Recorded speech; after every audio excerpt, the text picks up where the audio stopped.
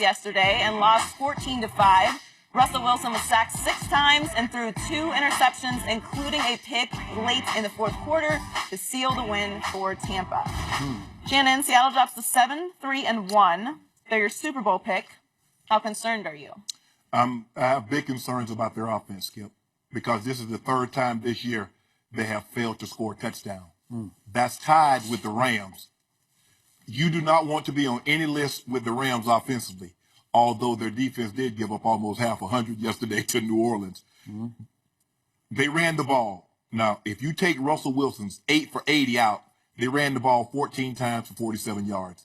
And this is why they're struggling, because it's putting so much pressure on Russell. The offensive line, and I go back and forth, who has the worst offensive line in football? The Broncos, Seattle, or Minnesota? And I go back and forth, Skip. Right now, I was looking at it last night. I was looking at Tyson Braille, and I was like, whew. And then I watched Russell Wilson yesterday. I'm like, whew. And then I watched the Vikings for the last 3 weeks, and I'm like, whew. But right now, this is a big concern, because offensively, this is what happened. The offensive line gave up 6 sacks. They turned the ball over 3 times, 2 interceptions and a fumble. They were 1 for 11 on third downs, 0 for 10 on their first 10 attempts. Didn't even reach the red zone until at the end of the game. Skip, you can't win as great as their defense played, because the defense gave up 14 quick points on their first 2 drives, and after that it was a shutout. You can't win if you can't protect Russell Wilson better, because if you're asking him, say, Russell, we're going to need you to throw the ball 40 to 50 times a game because we can't run it. If you can't protect him any better than that, first of all, he's not going to make it out of the season. So you won't even have to worry about how far will you go in the playoffs, because I don't care who you have as a backup, he can't do what Russell Wilson does. They have to find some resemblance of a running game. 22 attempts, that's too much, Skip. That's too many hits to a. He's not Cam. He's not he's not thick like you like Dak Prescott. He's not like that. He's a very small man. Got good legs. Yeah. He's tough. Yeah. But Skip, there ain't a whole lot of material that if you hammer it enough, that won't break. And you get hit as many times as he's getting hit. Now, he got sacked 6 times. That's not to count how many times he had to pick himself up off the ground after releasing the ball. I'm really concerned, because I never thought I'd see. They scored 6 points. They scored, lost a 6-3 or 9-3 ball games to the Rams. And then 14-5. I'm like, 14-5, this is a baseball score. Or the first 2 or 3 minutes of a basketball game. I'm not thinking about a football game. And I was like, okay, everything's going to be okay. They'll regroup in the second half. They never got it together, Skip. They're in trouble offensively.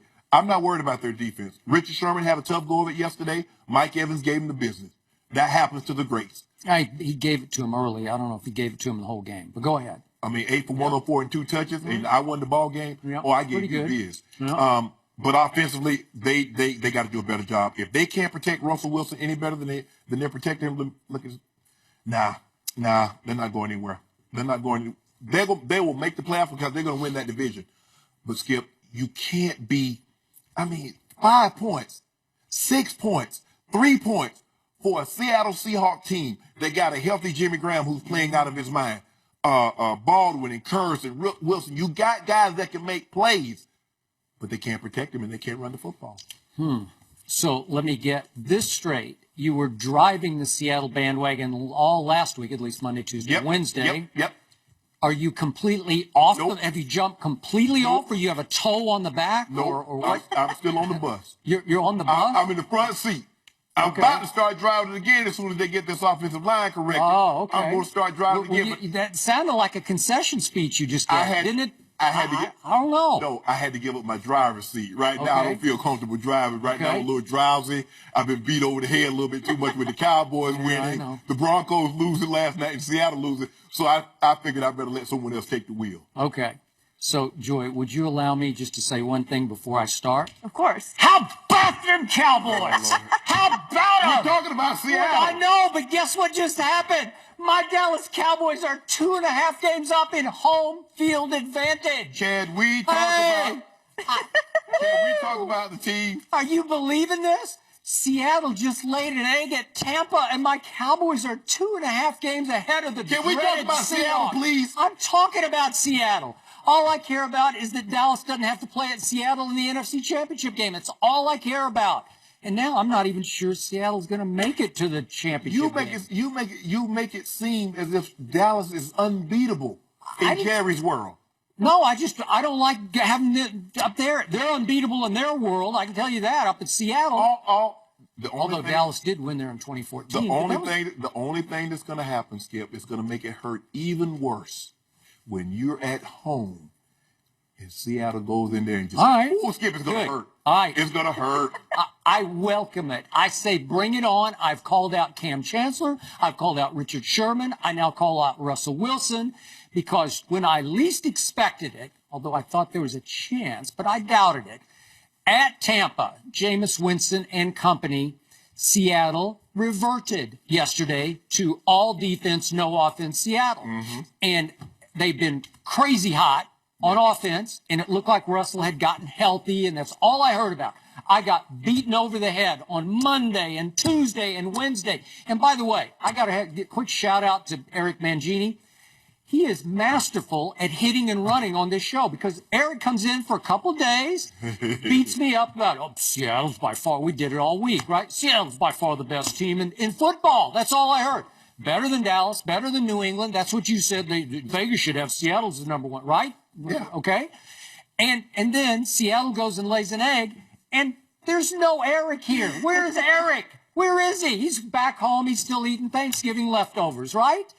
But we were feeling pretty good because Seattle had just gone to New England. I got it. And beat Tom Brady, who you said couldn't be beat. He's playing great. He hadn't thrown an interception ever in his life, and he is averaging 400 yards a game with 4 touchdowns. Wasn't he great yesterday, I thought? We're going to talk about him in a little bit.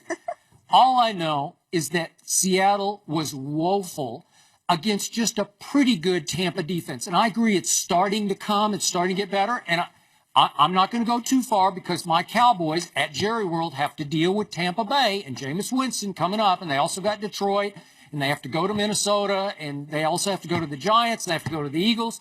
It is not an easy ride home.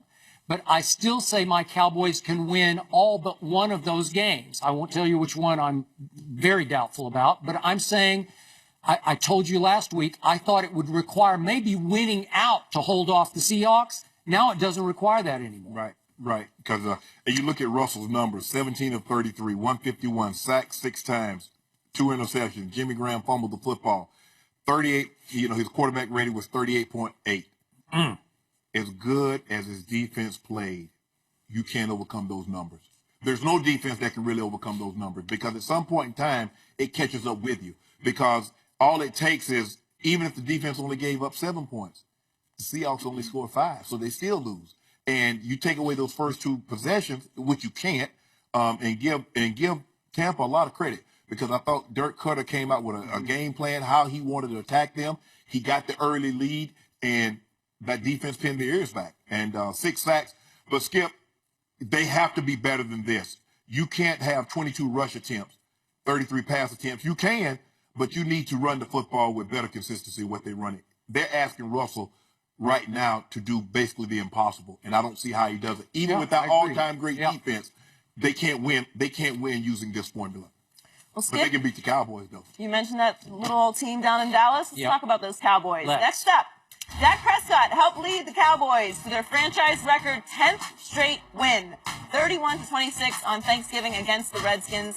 Dak threw a touchdown and ran for another. Kirk Cousins threw for over 400 yards with 3 touchdown passes. But the Cowboys held on for the win.